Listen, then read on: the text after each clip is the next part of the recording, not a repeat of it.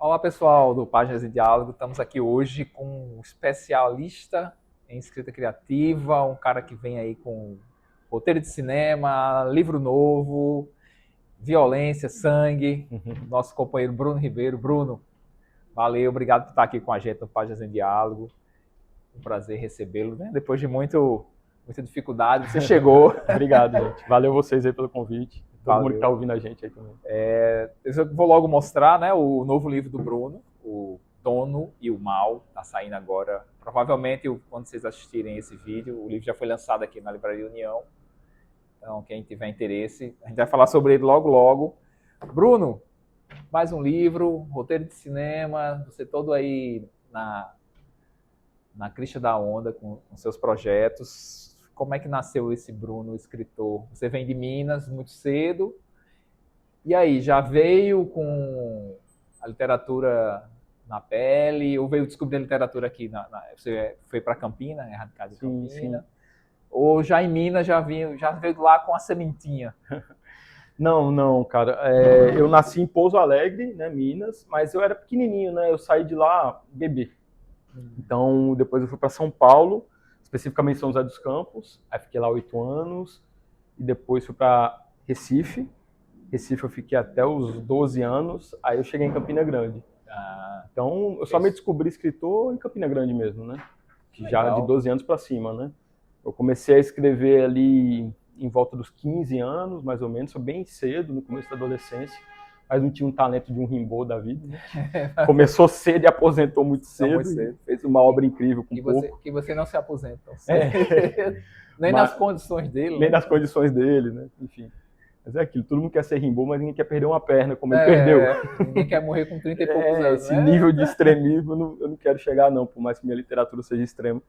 Mas eu comecei a escrever para entender um pouco o que eu vivenciava enquanto adolescente, nessas crises que nós passamos na adolescência, que no meu caso tinha toda uma questão racial também que me atravessava, e de ser um jovem que se mudou muito, né? Então essas mudanças eram difíceis para mim. Criar raiz foi difícil. Criar raiz, né? Muito difícil, velho, muito difícil. De você adaptar num lugar novo, com a linguagem nova de um lugar, gírias. Eu lembro que quando eu cheguei em Recife, eu não entendi o que era vice. Vice. O pessoal chegava falando vice, eu... que é isso? Parece ser pouco, mas a criança, né, que está mudando, tudo vira uma questão. Aí junta bullying, eu passei por situações de bullying muito violentas, aí foi tudo difícil. Acabou que a literatura serviu como uma muleta para mim. Foi uma válvula de escape. Foi. Eu comecei pelos quadrinhos, aí tinha um amigo meu chamado André, de Recife, que ele era o cara dos livros, tinha muito livro, e ele foi, assim, um cara muito importante para mim, para entender a literatura. Mas a minha mãe traz uma lembrança que eu vez ou outra eu esqueço, mas vale ressaltar aqui, que ela dizia que quando eu era novo eu contava história mesmo sem escrever. Eu ficava rabiscando coisas no papel e na oralidade eu falava para ela e para minha tia o que eu queria dizer. Então, talvez o que você falou da sementinha já tá lá. Veio lá do bebê que só riscava e contava a história. Mesmo sem ter linguagem, eu queria estar falando alguma coisa ali. Que maravilha. E a primeira coisa publicada, você publicou logo um conto? Como é que foi essa chegada nas publicações? Uma revista? Sim. Eu vim do blog, né? Da geração de blogs. Então, Orkut, blog, os mais jovens nem devem saber o que é isso. É o nosso Instagram da época, nosso TikTok da época. Então, eu comecei dessa geração, assim, lendo literatura pulp, é o que a gente chama da literatura barata, né? Aquela coisa de um preconceito. Papel... jornal, thriller, horror, literatura assim, tipo jornal já em versão literatura, né? Eu comecei com essas coisas, assim, que eram que eu gostava, acho que tinha um reflexo das violências que eu passava nesses textos, né? Refletia na sua escolha por essa literatura mais violenta, mais de horror. Exatamente, já seguia porque eu via um pouco da minha vida nesses caminhos, por mais que, obviamente, que a literatura é mais extrema, né? Eu lia coisas bem mais violentas. Você não encontrou nenhum Cthulhu por aí, né? Não. Mas a gente bate na tecla, né? Assim, na trave, né? Pô, isso daqui, ali, a ficção expande, mas é algo que eu que tá ali, me identifico levemente, né? Aí foi o blog, cara, porque blog é rápido, eu gostava da velocidade dos blogs, escrever rápido, publicar rápido, uma coisa meio punk também, que eu gosto muito de música punk. Então foi blog e depois foi encontrando outras pessoas que escreviam blog, né? E a gente foi fazendo a comunidade. Aqui na Paraíba teve o grupo Caixa Baixa, que é um grupo literário ali de 2011, 2012, né? Que era tudo em blog. Então foi um momento que eu fui fazendo uma família literária e me encontrando menos só nesse mundo. Né? Que massa. E quando é que o seu primeiro livro é o Febre? Primeiro livro, né? É o Arranhando Paredes. Arranhando Paredes. Na verdade, antes dele, teve uma publicaçãozinha, um zine digital chamado Poluição Mental, que ainda existe no meu blog Quebrando o Gênio, que é o nome do meu blog, Quebrando o Gênio. Foi o primeiro blog que eu abri. O blog ainda está ativo? Ainda tá. Tu ainda publica alguma coisa lá? Não. É só o registro. Só o registro. Eu acho que eu parei de publicar nele em 2016, talvez, 2015. Acho que a última publicação que tem lá é o Divulgando Febre de Enxofre, que foi meu primeiro romance, né? Mas... O primeiro não é romance, é contos. Contos. Que Arranhando Paredes é isso. Contos. Teve o Poluição Mental, que era essa zinezinha em PDF, também nesse formato, né? Sim. Faça você mesmo ali, que tem 4 contos. São bem pesados esses contos. Acho que até hoje eu escrevo coisas pesadas, mas eu acho que eu nunca escrevi tão pesado como esses 4 contos. A mão era pesada. Eu saí de primeiro muito pesado, depois eu até aliviei mais. Aí veio Arranhando Paredes, então eu comecei com contos, Foram os 2 primeiros que eu publiquei, mas oficialmente em livro foi Arranhando Paredes. E o Febre de Enxofre é o primeiro romance. Vem depois do Arranhando Paredes. Vem depois. Veio em 2016. Eu peguei esse e achei, caramba. E assim, e no Febre de Enxofre, infelizmente eu não consegui o Arranhando Paredes, não sei se ele ainda é publicado. Não, ele sumiu mesmo do mapa. Eu tenho uma edição dele, só que é a minha. Tá vendo, pessoal? Olha aí, vamos atrás do Arranhando Paredes, que é uma coisa rara aí. Mas na internet vocês encontram pirateado. Piratearam lá o PDF dele. Bom demais. E aí no Febre de Enxofre eu noto que, pronto, eu li o Febre de Enxofre, O Modo de Usar Pesadelos, O Corpo de Raça. Não li o Presente para o Meu Irmão, era um presente para o meu irmão. Era apenas um presente. Que é mais... Não ficção, mais né? pesado, assim. Sim. Eu acho isso engraçado, assim, depois você pode até comentar. A gente lê coisas assim, pesadíssimas, mas quando a gente sabe que é uma história real, parece que isso... Não pesa bem mais. Pesa bem mais. O peso da vida real parece que a gente não consegue lidar. Sim. A ficção dá uma diluída, né? Por mais que a ficção... Corpo de Raça é violentíssimo. Nada dilui. O Modo de Usar Pesadelo tem coisas violentíssimas.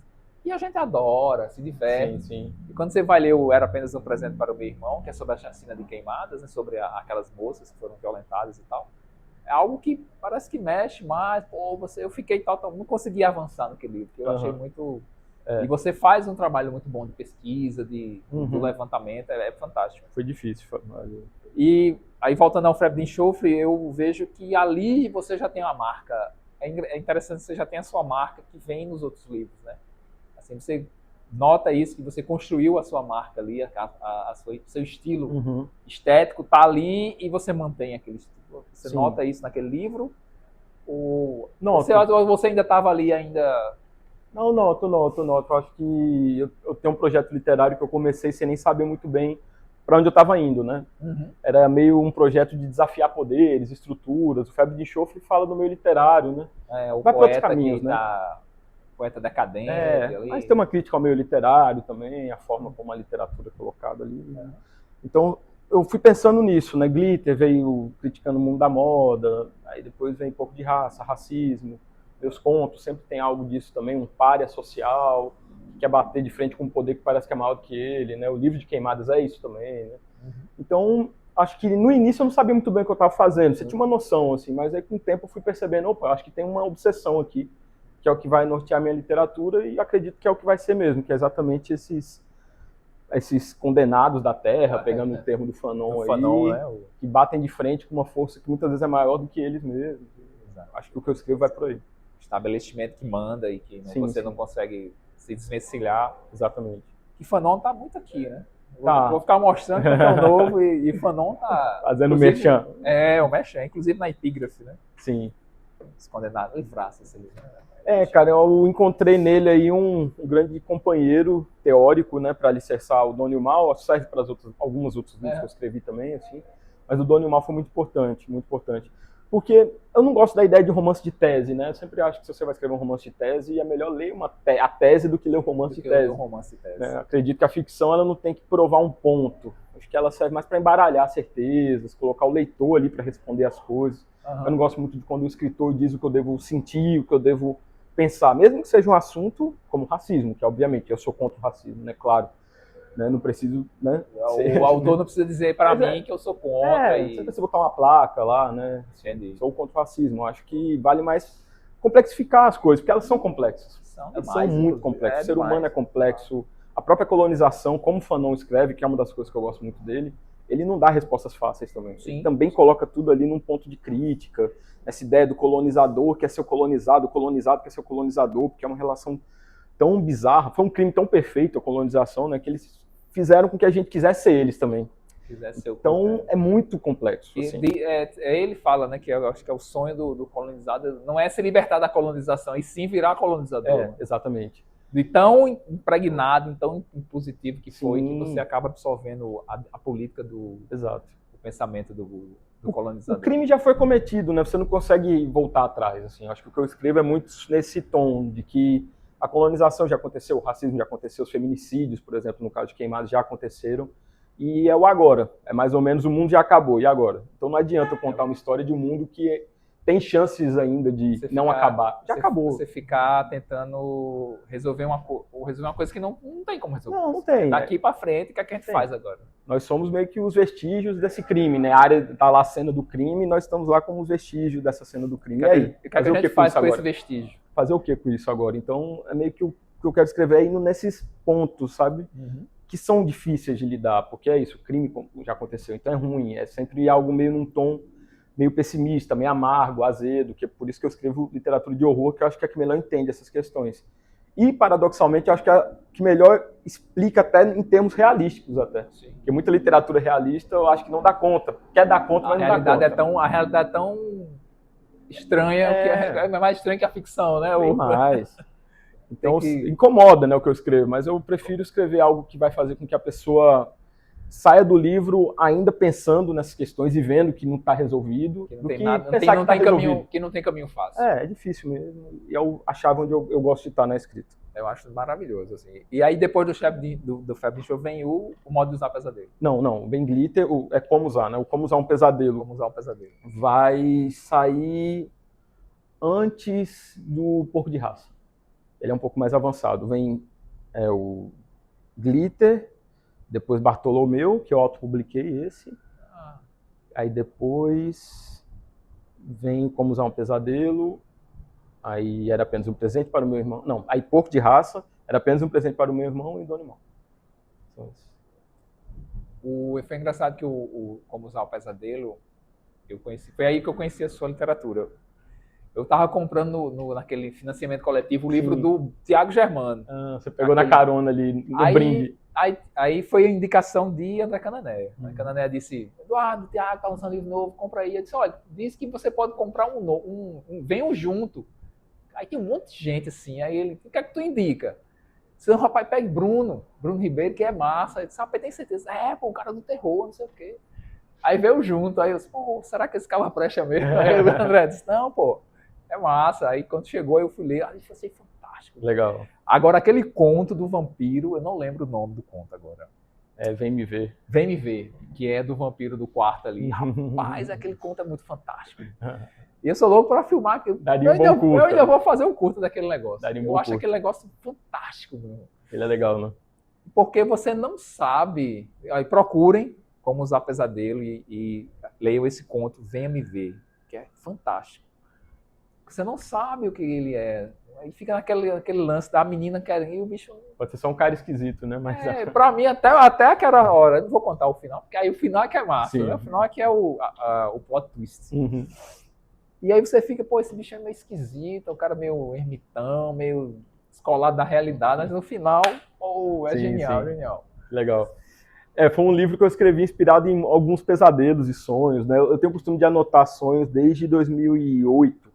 Uhum. Eu parei, na verdade eu quero voltar agora, né? Eu tô tentando retornar a fazer isso. O Da Vinci, né? Que né?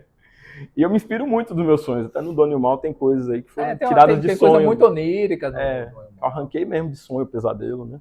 E o Como Usar um Pesadelo quase sempre são coisas que estão dentro dos meus sonhos. Uns mais literais, Avenida 7, é um conto, eu sonhava muito aquilo, andando em esquinas, e voltando, e aparentemente alguém com uma faca me esperando, e essa pessoa nunca me esfaqueava.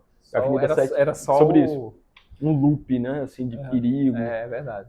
Tem um Pássaro Preto, eu sonhei com a cabeça de um pássaro. O Cordas, que é pessoas flutuando com uma corda amarrada no pé, né, numa cidadezinha, eu sonhava. Eu tenho uma sériezinha animada do terror do Japão que tem um negócio parecido. Você Jiu-Jitsu. já viu do...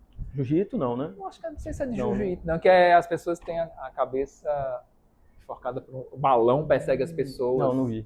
É interessante, é um balão que persegue a pessoa e enrola a pessoa pelo pescoço e leva. Ah, eu amo literatura, arte oriental. Jiu-Jitsu bebem muito disso também. é interessante, aí, parecido com o seu conto. Legal.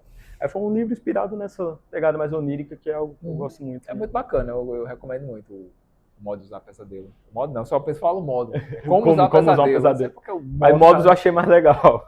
Se eu pudesse republicar, eu colocaria modos de usar. O modo fica na cabeça. Aí depois você ganha o prêmio Machado da Darkside com um pouco de raça. Isso. Quando o Como Usar um Pesadelo saiu, eu já tinha faturado o prêmio da Darkside e da Todavia, né? Foi algo que abriu muitas portas, porque foi tudo no mesmo ano e no intervalo de 2 meses que saiu. Né? Foi tudo junto. Tudo junto. Saiu primeiro da Todavia, 2 meses depois o da Darkside. Isso realmente abriu muitas portas, né? Foi como eu cheguei na Alfaguara, porque eu consegui uma agente, as coisas foram acontecendo. Mas aí o Como Usar um Pesadelo se beneficiou muito disso, né? Porque aí na campanha da Catarse conseguiu completar rapidamente, né? Porque eu também estava nesse hype dos prêmios, no né? circuito já bem visto. Então a galera comprou e foi um livro massa para um alcance de uma editora independente como a Causa e Letras, né? Acho que o livro chegou em ótimos lugares, foi republicado, né? Impresso, né? Melhor dizendo. E os rapazes que editam, né? O Eduardo e o Cristiano, são ótimos, são grandes amigos lá de Minas Gerais, né? E foi, assim, uma experiência muito boa. Eu gosto muito de contos, né? Hoje eu estou um pouco mais investindo na narrativa longa, mas eu quero retornar para os contos. Você é um conto de Moucher, pô. Os contos do Como Usar Pesadelo são bacanas demais. E aí o Porco de Raça conta um pouquinho, a história é violentíssima, um negócio meio pós-apocalíptico, né? O cara na prisão, né? Eu acho fantástico. E aí como é que foi a construção do Porco de Raça? Assim? O personagem... Como é que você chegou ao personagem? A história como um todo, né? Conta um pouquinho do Porco de Raça pro pessoal, sem contar o final. Pô, Porco de Raça, eu escrevi em 2015, faz muito tempo, né? Escrevi em 2015, e ele foi um livro, cara, que passou por muitas coisas, assim, eu reescrevi muito ele, eu tentei alguns prêmios, acho que uns 3, não deu em nada, fui reescrevendo. Aí quando chegou o prêmio Machado da Darkside, eu vi uma oportunidade. Eu falei, pô, é um livro estranho, né? Bem bizarro. Acho que combina com a Darkside, com a editora Darkside. Aí eu reescrevi mais, mandei para uma preparação de texto com o Sérgio Tavares, que é um amigo, ele sempre lê meus textos, né? Eu convoco ele, que é um ótimo leitor. Reescrevi, botei o coração do livro, que é aquela parte mais realista, o 3º capítulo com o personagem, né? A gente conhecendo a família do protagonista. Não tinha.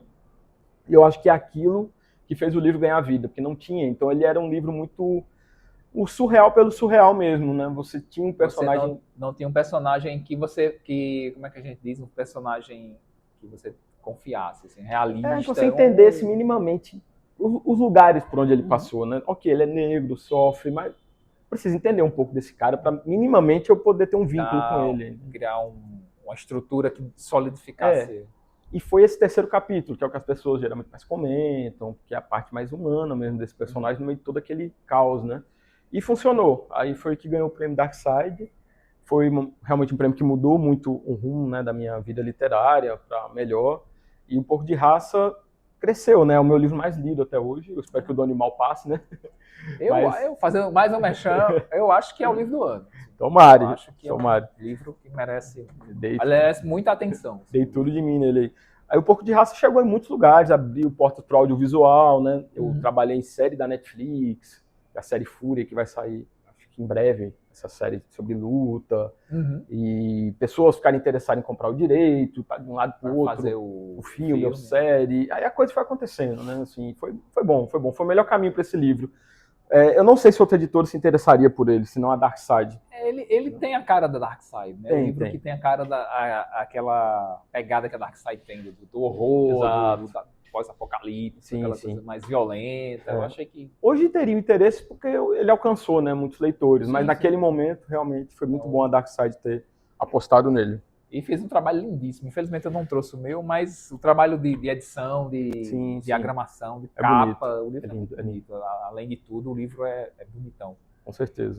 E aí aí vem o o Era Apenas um Presente para o Meu Irmão. Que foi o prêmio da Todavia de não ficção. Exatamente. Que aí sai o... Exatamente. Que é um livro sobre a história de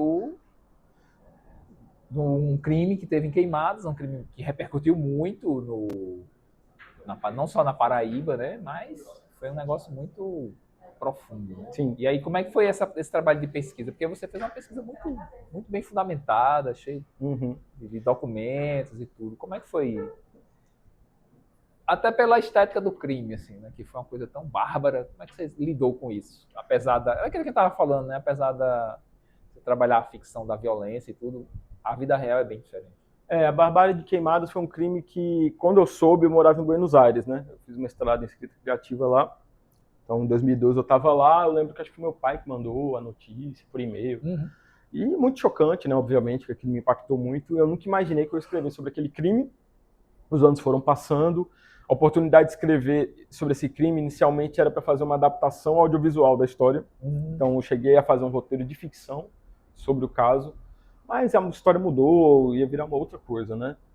Mas eu fiquei pensando, cara, essa história é muito terrível, eu acho que alguém tem que contar essa história do jeito como ela aconteceu. E eu acho que eu aproveitei da minha sensibilidade para temas difíceis, né, para utilizar isso para um assunto importante, né? Eu consigo lidar com esses assuntos de alguma maneira, não é fácil, né? Haja terapia em dia, mas eu consigo. Aí eu falo, capítulo é uma terapia. Foi dificílimo, com certeza o livro mais difícil que eu escrevi em termos de assunto, né? Dificílimo, costurar toda essa história, os depoimentos, falar com todas essas pessoas, né, envolvidas, as vítimas, sobreviventes, parentes, até familiares de culpados, que eu tive que falar, e, enfim, haja estômago, né? Então, foi um livro que me orgulhou de ter feito, por pensar que ele é um tijolinho no meio desse muro todo, né? É um documento. É um documento, exatamente. Mas é isso, né? Um tijolo no meio de uma luta que já vem sendo feita por inúmeras mulheres, que muitas delas são narradoras de seus próprios capítulos, basicamente, no livro, né? Eu reservei capítulo para várias delas, que de alguma maneira foram importantes para o caso, desde Isânia, que é a irmã de Isabela, né, que foi uma das assassinadas, né, e como delegadas, pessoas do meio político, né, que ajudaram muito. Então, tem um grande caleidoscópio de personagens mulheres que foram muito importantes. E é uma luta constante, né? Assim, Queimadas evoluiu em algum sentido de despertar assim, para algumas mulheres que, assim, feminicídio é algo que existe, que é real, que teu companheiro pode estar sendo abusivo. Pode acontecer com qualquer pessoa. Sim. Né? Mas a gente sabe que é sempre uma luta constante, né? Nunca está 100% resolvido. É uma batalha diária e infelizmente a gente vê hoje todos os dias que a gente liga o jornal, uma mulher é assassinada. É brutal, é brutal. É assustador, infelizmente. Mas é um livro que vale a pena ser lido, é um livro que vale a pena ser divulgado. E a violência, a gente fica sem nem o que comentar, né? Porque a gente, apesar de ser um homem negro que sofreu racismo, a gente é homem, então a gente não consegue nem dimensionar o que uma mulher passa. Com certeza, é uma outra coisa. É outra visão. E aí você vai para o audiovisual, né? Você veio gravar umas cenas aqui em João Pessoa, né? Uns meses atrás, eu lembro que você estava por aqui, a gente ia até conversar sobre as coisas, mas você estava nessa... Como é que foi gravar os vídeos? É uma série que vai sair pela Netflix. Então, o daqui de João Pessoa foi o filme Grande Dia, que é um filme que eu escrevi junto com Ian Abé, Marcel Vieira e Rodolfo de Barros. E foi dirigido por Rodolfo de Barros, que é um grande amigo, né? Rodolfo adaptou o meu conto Arte de Morrer, Marta Díptero Braquícero, que está no Como Usar um Pesadelo. Virou um curta bacana, que legal. Que ganhou vários prêmios na Aruanda, né? Tem Luiz Carlos Vasconcelos, Ingrid Trigueiro, e a gente escreveu esse filme, Grande Dia, que é uma baita crítica política ao bolsonarismo, né? De frente, assim. O fascismo. Então é um filme que vai por esse caminho e estava sendo filmado aqui, né? A gente filmou aqui em João Pessoa por um mês, eles filmaram, eu acompanhei 2 semanas a gravação, mais ou menos. Teve o Milen Cortaz como protagonista, que é um ator, né, bem conhecido, e inúmeros atores paraibanos, né? Sensacionais aí, que também deram o sangue pro projeto, como o... Não recordo agora. Me deu um branco no nome. Quando lembrar, você fala. Já eu lembro. Aí esse é o curta. Sim. Não, esse é o longa-metragem. Esse é o filme. Longa-metragem. Que é o Grande Dia. Teve a Arte de Morrer, que é o curta que Rodolfo adaptou e esse é o longa-metragem. Que é o grande. Aí eu fiz o trabalho para Netflix e foi Fúria, né? Que ainda vai sair ainda. Que ainda vai sair, acho que deve sair em julho, não sei bem. Mas é uma série sobre o mundo do MMA. Né? Então tem também algo de pouco de raça ali, porque é um personagem com problema de memória e que lutava em rinhas, né? E ele meio que consegue fugir dessas rinhas e vai ter que se adaptar ao mundo fora das rinhas, né? Ao mundo normal. Ao mundo normal, muitas aspas aqui. Esse mundo é tudo menos normal.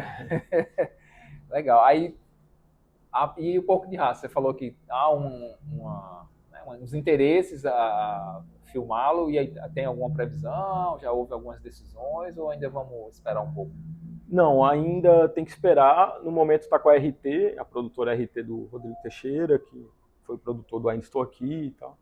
Então, estou super orgulhoso. Tem um diretor envolvido que eu gosto muito, eu não posso falar ainda, mas é um cara que eu... Olha o furo de reportagem. Não posso, mas eu gosto pra caramba do trabalho dele e acho que vai ser um filmão, vai ser um filme, né? Chegou a ser cogitado minissérie numa época, a Netflix chegou a pegar o direito, pra ver se... mas não rolou, né? Mas agora vai dar certo. Então podemos esperar o filme do Porco de Raça. Vai, pode esperar. Vai dar certo. E aí chegamos, acho que é o seu grande triunfo até agora, o grande magnum opus da sua carreira, que é O Dom e o Mal. Saindo pela Alfaguara agora, quentíssimo. A gente está hoje aqui fazendo essa gravação horas antes do lançamento aqui em João Pessoa. Exatamente. Então, quando você assistir já vai estar lançado, né? O Dom e o Mal, que saiu agora pela Alfaguara. E aí? Cara, você constrói um caleidoscópio de personagens assim terrivelmente humanos, assim, com suas contradições, com suas violências. Como é que foi construir esse romance? Assim? Que é um romance que foge, vou até falar com você sobre isso depois, você comenta num texto seu, foge ao que tem sido feito, que são romances curtinhos. A gente tem visto muito romance de 120 páginas, coisas mais contidas, e você mete um calhamaço de 325 páginas. Denso. Tem um personagem aqui que eu acho que daria um filme em inglês, eu acho esse personagem genial. Como é que foi construir o Dom e o Mal? Assim? Tem coisas sobrenaturais, assim, meio Casa dos Espíritos, tem um negócio bem... E aí, como é que foi? Eu lembro que eu brincava, cadê o livro? Aí você, calma, tô construindo. E demorou um tempo, né? Demorou. Isso. Os atores paraibanos que eu queria lembrar o nome. Tavinho Teixeira, Jason Luiz, tem outros. Vai lembrando, ele vai dizendo para não ficar ninguém. A cabeça tá na literatura, por isso que eu fui demorando, mas tem outros. Fugiu. Mas voltando pro Dom e o Mal. Conta aí o Dom e o Mal. Então, cara, foi um livro que levou 5 anos e meio, mas, né, foi mais ou menos... Foi chão, muito chão. Eu consegui fechar com a Alfaguara quando eu estava no começo dele ainda, né? O que foi legal, porque fui tendo um acompanhamento com... Você já estava fazendo tudo tinha um editor, né? O Marcelo Ferroni, um grande editor, que foi acompanhando o trabalho aí desde o princípio, e ajuda muito, né? Você ter um grande editor alicerçando essa casa, né? Junto com você, ele é quase um mestre de obras. E eu queria primeiro fazer um romanção mesmo, que fosse um livro que bebesse muito dessa fonte da América Latina, de grandes romances, né? Tem desde o Gabriel Garcia Marques, Roberto Bolano, que falou da Isabel Allende aí também, tem... Que é uma galera que escreve, o Bolanho e Isabel Allende escrevem 2666, Detetive Selvagem, livrão, são né? os livros que E num melodrama meio russo também, como Dostoiévski, que ele é muito bom nisso, nas famílias, né? As famílias desagregadas e tudo. E eu fui mesmo nessa fonte, né? O Bulgakov, eu gosto muito do Mestre Margarida também, ele está muito presente aqui. O Bulgakov é muito bom. A forma como eu nomeio os personagens já se vê como é visível isso, né? Tem nome, sobrenome, eu repito nome, sobrenome, tem essa questão, o começo, que é um começo que eu inicio com uma cena de ação, como normalmente eu começo, mas na verdade é um falso começo, que aí depois vem um contexto histórico, que também é desse tipo de livro, né? É meio lento, muitos personagens, mas é para meio que construir ali uma história, né? Longa, com muitos personagens, com muitas famílias, para depois a trama principal, digamos assim, realmente começar. Eu bebi mesmo desse lugar, mas sempre pensando no campo do horror, né? Como toda essa tradição América Latina, da Rússia, por assim dizer, poderia me servir para fazer um livro de horror. que também vem de uma tradição assim, de contação de histórias, que vem também da África também, que também foi referência, os orientais, então foi muita coisa, muita coisa. Mas para eu não desviar do foco era isso, horror. Eu estou fazendo um livro de horror e tudo isso tem que me auxiliar para fazer esse livro, né, de horror. E eu acho que deu certo, né? Mas para isso dar certo, precisa dessa costura que leva tempo, né? Você tem que amarrar bem cada coisa, exatamente para o tom não sair demais. São muitas histórias, uma não pode sobressair mais que a outra, uma não pode ter mais, sei lá, horror que a outra. Tem que ser tudo muito equilibrado, eu acho, né? E isso foi o que me fez levar tempo. Porque a gente tem um tempo que serve hoje a questão do financeiro, né? Você precisa de dinheiro para ter tempo. Então, às vezes eu tinha que parar a escrita para fazer um roteiro, para trabalhar em outra coisa, para dar aula. Para poder o dinheiro dar para fazer o livro. É. E eu acho esse começo um dos começos mais... Assim como em Melville, em Moby Dick, né? Chama-me Ismael. Acho aqui muito foda. Que Era uma vez uma estrada sem fim. Legal. Velho. Eu queria brincar com Era uma Vez também, exatamente para deixar marcado esse registro fabulesco, né? Era uma vez. Da fábula. Tem várias histórias, né? E como é que foi a construção dessas pequenas... Eu marquei muitas frases, não marquei parágrafos, mas eu marquei muitas frases que você constrói, que são frases que eu acho tão... de um cuidado, de um... Deixa eu ver se eu acho algumas aqui que eu marquei. De um cuidado, quase de um ourives, assim. Sim. Um esmeril que você faz com... Tem um aqui que eu marquei, deixa eu ver se lá. Que é a do espelho. A volta é um espelho distorcido da ida. Ainda no começo, né? É bem no comecinho, que eu marquei. Eu vou achar aqui. Você tá por aqui, que eu acabei de ver. Como é que foi essa construção como foi a minúcia de cada frase? Como é que você pesou a mão? Porque o livro não tem exageros, assim, de virar uma coisa meio um pastiche ou cheio de clichê, entendeu? Como é que foi essa... Foi primeiro isso do tempo mesmo, foi muito importante eu ter tempo e ter um editor que acreditava no meu trabalho, né? Porque geralmente a tendência é a gente pensar muito nessa questão da publicação rápida, né? Tem que se publicar, fechou um contrato com a editora, publica e vai. Lembrei, Tardelli Lima, desculpa que eu te esqueci. Tardelli, gente boa demais, foi importantíssimo pro filme. Mas tá citado. Tá citado. Pronto, e aí a gente tava Beba falando... Pitu, porque Tardelli faz a propaganda da Pitu. Vamos tomar um Pitu, é foda. Faz tempo que eu não tenho um Pitu. Isso, rapaz, chega, queimou o fígado agora. Pitu é algo, botar no carro funciona. Oxi, rapaz. E aí a gente tava falando da construção das suas frases, a construção né, muito bem feitas, muito bem, como se você fosse colocando pontinho por pontinho. Como é que foi essa... Interessante você falar isso, porque acho que o último livro que eu fiz um trabalho, acho que de artesania, assim, linguística, acho que foi Febre de Enxofre. É um livro que eu vejo que tem algo ali. Foi meu primeiro romance, né? Mas como ele foi do meu mestrado de escrita criativa, então eu estava bebendo muito das referências mais de linguagem, então foi um livro que tinha um experimento de linguagem, né? Tava nessa experimentação. Mas ele tem algo nele que acaba eu revendo hoje, né? Pensando que é um livro mais de linguagem mesmo, ele experimenta muito, né? Então eu queria muito tentar chegar num lugar do meio, fosse um livro com essa artesania da linguagem, mas que tivesse uma boa trama, boa construção de personagem, principalmente construção de personagem. Eu acho que no Dono e o Mal foi o que eu tentei fazer isso. Então, acho que realmente é o meu livro em que eu coloquei tudo de mim no sentido técnico também, me desafiei muito, né?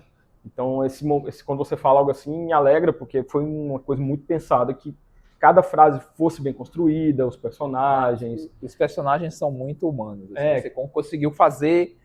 Você sentir que eles existem, é um Brasil com S, eu conheço esse Brasil, me desafiar no tipo de pessoa, né? O narrador em terceira pessoa não é comum eu escrever... Escrever espaço, que é algo que eu tenho muita dificuldade, foi algo que eu quis fazer muito aqui, então eu me desafiei em todos os sentidos nesse livro. Eu espero não conhecer o inglês. Você conhece essas coisas, eu espero não conhecer. Ele está por aqui, está em todo lugar. Pior que a gente conhece. Vários ingleses estão aí, ao redor da gente.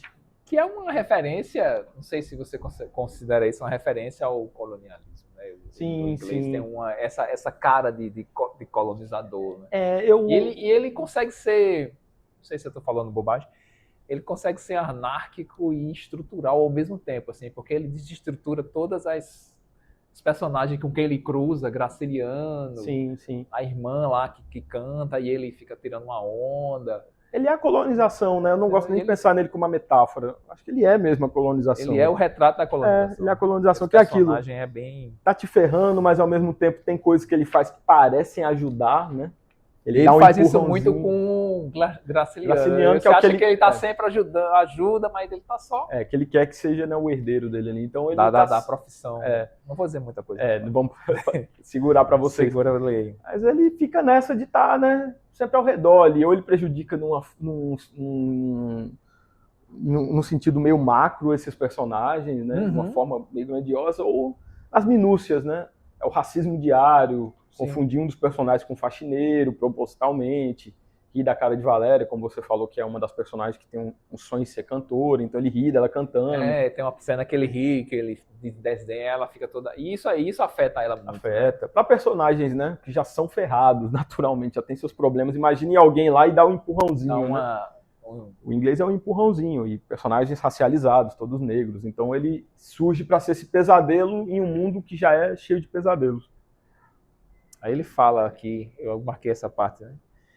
Ainda gostamos disso, ele apontou para a decadência ao redor. No fundo somos isto, faz parte das nossas células impossíveis de desassociar. Eu gosto da trama que rola lá naquele sertão. E aí eu achei legal que você traz um sertão, eu até ia... Que não é o sertão que vira mar, eu acho que é o sertão que vira mar de sangue, né? Um sertão brutal, do Brejo o Brejo do Livramento, que é uma cidade. Como foi construir? Você foi ao sertão visitar alguns lugares para construir aquela cidade? Fui no Brejo Paraibano, fui em Areia, fiquei um tempo em Areia. Pesquisei muito mesmo, foi um dos meus livros que eu mais pesquisei. Porque aqui tem muito... verossímil o sertão que você descreve, entendeu? Que é real, Que é real, que você pode... É tocável, assim, é tangível. Sim. Eu queria partir do real, assim, para fazer o horror, que é o horror que eu gosto de fazer, né? Eu bebo muito da linha do afro-surrealismo, né? Que é um afro-surrealismo que foi construído ali pelo D. Scott Miller, que é um jornalista, professor, que fez um manifesto afro-surrealista, que ele diz que para ser afro-surrealista você tem que fazer algo que é uma ficção científica sem ser, é o horror sem ser, parece, porque é tão real, é tão sobre o presente que dá essa confusão. É diferente do afrofuturismo, por exemplo, que é algo mais... é uma distopia ou algo olhando para trás, né? Assim, você vê que é uma coisa que não tem... que pode ser real, mas sempre tem nitidamente... foge da realidade um pouco. Nitidamente está torcido, né? O afro-surrealismo tem uma ambiguidade. Pô, isso daqui parece que está acontecendo hoje. E eu gosto disso. É muito bom. Essa sensação de alguém ler meu livro e depois que ele para de ler meu livro, ele olha ao redor e vê que nada mudou. Fala, pô, tudo que eu estou olhando ao meu redor parece que estava no livro dele, né? Acho que um pouco de raça, muitas pessoas falavam isso também comigo. Parece real. Eu falei, porque é real. O mundo é um afro-surrealismo total, assim. Então, eu fui para lugares pesquisar, né? Eu fui para Areia, passei uma semana, Bananeiras, Lagoa Nova, o Brejo Paraibano como um todo, né? E me ajudou muito a construir.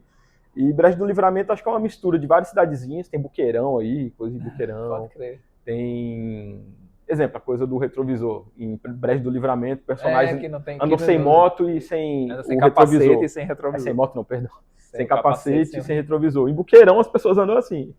Mirtz Valesca pode falar, que a Mirtz é de lá. Eu lembro que, assim, que não... Tem pessoas que tiram o retrovisor. Eu lembro que não tem capacete, assim, no interior mas eu não tenho prestado atenção. Retrovisor também, anda como se fosse uma bicicleta a moto.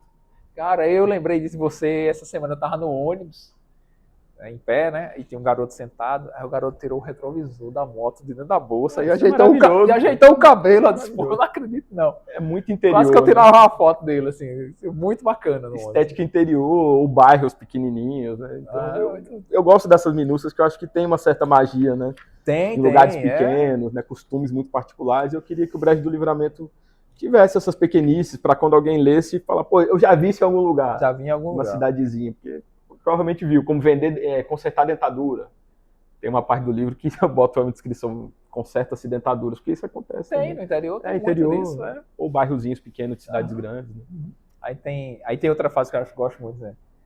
Nosso trabalho é só decidir o que vai nos assombrar no final do dia. Pô, Ancião, um taxista que fala. É, o taxista que ele Fala vai... Alagoas. É.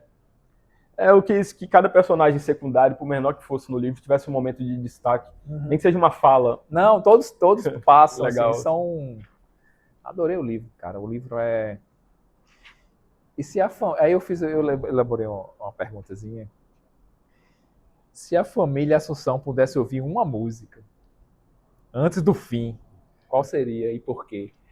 Mas só dizer que tem muita musicalidade do rap, Sim. autores aparecem aqui, o próximo Graciliano Ramos é um fantasma aqui, ronda por aqui.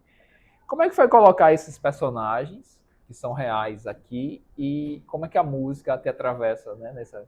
Você gosta muito de rap, de punk, né? Sim. Tudo que eu escrevo parte muito da música, né? Eu sou um músico frustrado, né? Eu até já fiz música, mas sempre foi muito ruim. Mas era o ruim, né, que eu percebia que realmente não é pra mim. Fui pra literatura. Né? É melhor você tem que outro caminho. Saber nossas limitações, né? Aí fui pra literatura, mas ainda me atravessa, né? Eu fiz uma playlist pro Doni Mal, escutei lá no Spotify. Massa. E Graciliano Ramos tá no livro como fantasma, né? Ele é um amigo ali do Batista. Eu amo o Graciliano Ramos, acho que ele tá muito presente no livro, assim como outros regionalistas da época dos 30 ali, né? Os regionalistas de 30. De uma forma mais crítica também. Eu bebo muito deles, mas não quer dizer que eu preciso reverenciá-los, né? Eu critico muito o que eles fizeram também. O Tyler. Não, o Tyler, The Creator, né? Foda-se a tradição.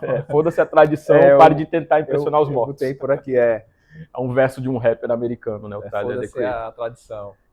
E é isso, né? Você bebe deles, mas não que eles... a forma como eles escreviam os párias, né? Eu acho muito ruim. O Graciliano, na verdade, acho que é um dos melhores. Eu até acho que ele era bom, né? São Bernardo, eu acho um livraço. Mas tem vários que eu critico, assim, o Zé Américo de Almeida, a Raquel de Queiroz, até o Zé Lins do Rego. Eu gosto da escrita.